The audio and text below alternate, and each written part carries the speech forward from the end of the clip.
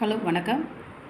ஸ்ரீ நீவி ஸ்டடீஸில் இன்றைக்கி வந்து நம்ம 5ஆம் வகுப்பில் இருந்து தமிழின் இனிமைங்கிற பாரதிதாசன் எழுதிய பாடலை பற்றி தான் நம்ம பார்க்க போகிறோம். வாங்க வீடியோக்குள்ளே போகலாம். தமிழின் இனிமை இந்த பாடலை எழுதியவர் யார் அப்படின்னு நீங்கள் பார்த்தீங்கன்னா பாரதிதாசன்.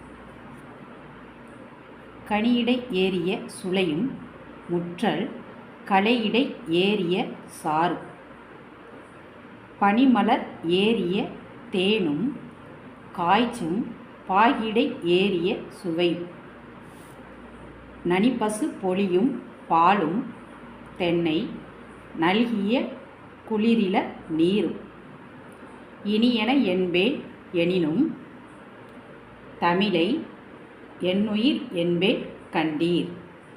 இந்த பாடலை எழுதியவர் யார்? புரட்சி கலைஞர் பாரதிதாசன். அதாவது கனியிடை ஏறிய சுளையும் அப்படின்னா என்ன? கனியில் இருக்கும் சுளை வந்து எந்த அளவுக்கு சுவையாக இருக்குமோ, முற்றல் களையிடை ஏறிய சாரும், அதாவது முற்றிய கரும்போட அடிப்பகுதி வந்து எப்போதுமே வந்து ரொம்ப இனிப்பாக இருக்கும் இல்லையா? அதுதான். பனிமலர் ஏறிய தேனும், பூக்களிலிருந்து எடுக்கப்பட்ட தேன் எந்த அளவுக்கு சுவையோ, காய்ச்சும் பாகிடை ஏறிய சுவையும்.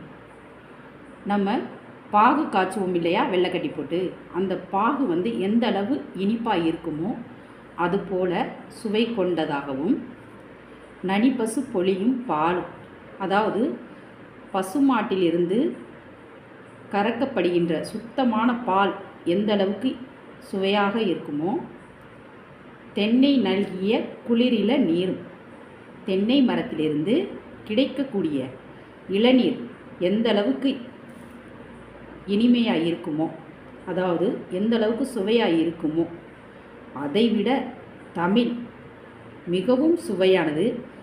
அது ஒரு சொல்லுக்கான பொருள் என்ன என்பதை பார்ப்போம்.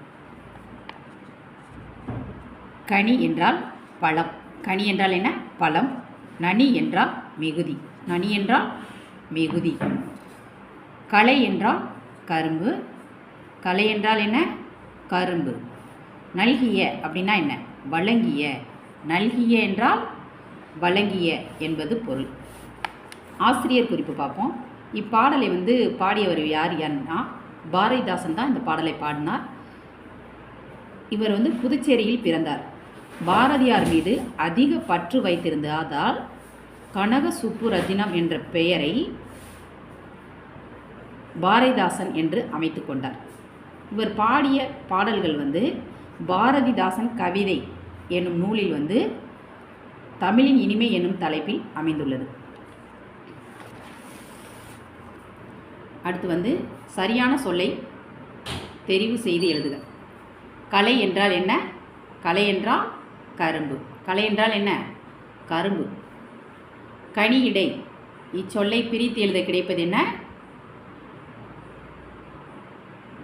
கனி கூட்டல் இடை. கனி கூட்டல் இடை. கனி இடையை பிரித்து எழுத கிடைப்பது கனி கூட்டல் இடை.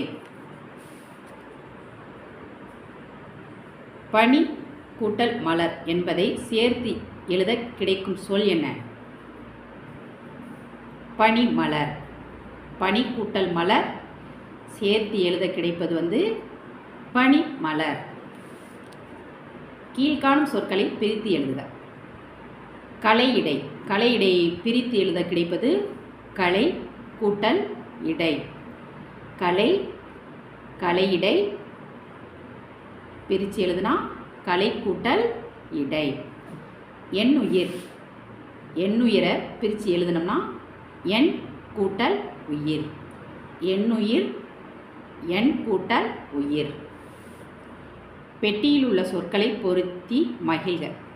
அதாவது இங்கே பாக்ஸில் வந்து கரும்பு, வெல்லம், பசு, தென்னை இந்த மாதிரி கொடுத்துருக்காங்க. இங்கிட்டு வந்து பால், இளநீர், சாறு, பாகு இந்த மாதிரி கொடுத்துருக்காங்க. இந்த பாக்ஸில் உள்ள எழுத்து இந்த இடத்துல எதுக்கு பொருந்தும் அப்படிங்கிறத நம்ம பார்க்கணும். சரியா? பால். பால் வந்து எது தரும்? பசு தரும். சாறு என்றால் கரும்பு, இளநீர் என்றால் தென்னை, பாகு எதுலேருந்து கிடைக்கும்? வெல்லம். சரியா? இப்பாடலில் வரும் ஒரே ஓசையுடைய சொற்களை எடுத்து எழுதுக. நனிப்பசு இனியன, கனியிடை பனிமலர்.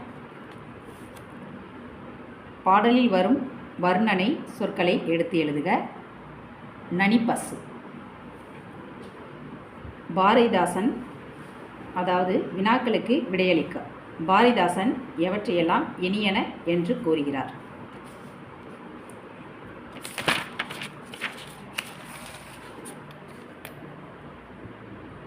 கனியின் சுளை, முற்றிய கரும்பின் சாறு, மலரில் இருந்து எடுக்கப்பட்ட தேன், காய்ச்சிய பாகு, பசும் தரும் பால், தென்னை மரத்திலிருந்து கிடைக்கக்கூடிய இளநீர் ஆகியவற்றை இனியன என பாரதிதாசன் கூறுகிறார். பாரதிதாசன் எதனை என் உயிர் என்று கூறுகிறார்? 2வது கொஸ்டின்.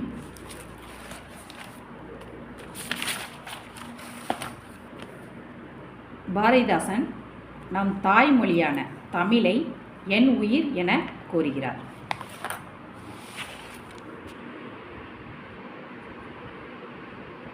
தமிழின் இனிமை பாடம் கேள்வி பதில் எல்லாத்தையும் நம்ம இந்த வீடியோவில் பார்த்தோம். நாளைக்கு வேறொரு வீடியோவில் உங்களை சந்திக்கிறேன். இந்த வீடியோ உங்களுக்கு பிடிச்சிருந்தால் லைக் பண்ணுங்கள், ஷேர் பண்ணுங்கள், சப்ஸ்கிரைப் பண்ணுங்கள். நன்றி, வணக்கம்.